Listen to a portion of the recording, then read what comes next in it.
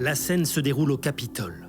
Les présidentes de 3 des plus prestigieuses universités américaines sont sommées de s'expliquer sur la résurgence de l'antisémitisme sur leur campus.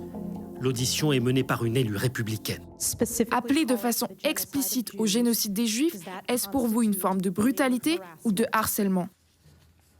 Si c'est ciblé et suffisamment grave, alors oui, c'est du harcèlement. Votre réponse est donc oui.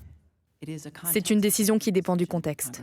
C'est ensuite au tour de la présidente de Harvard de répondre à la même question.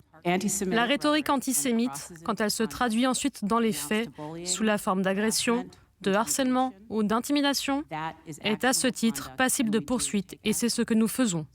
Alors votre réponse est oui, au fait que l'appel au génocide des Juifs viole le code de conduite de votre établissement? Je ne me trompe pas. Encore une fois, cela dépend du contexte. Ça ne dépend pas du contexte. La réponse est oui et vous devriez démissionner. Vos réponses sont toutes inacceptables.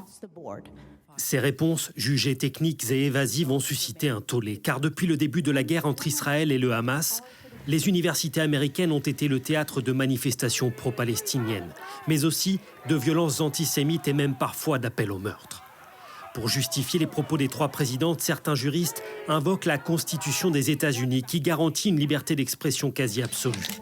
Une explication reprise par l'une d'entre elles quelques heures plus tard pour regretter à mots choisis les propos tenus au Congrès. J'étais focalisée sur les principes de notre établissement qui s'alignent sur la Constitution américaine et qui disent que des propos, sans passage à l'acte, ne peuvent être punis. Je n'étais pas focalisée, mais j'aurais dû l'être, sur le fait que l'appel au meurtre de citoyens juifs fait partie des violences les plus terribles.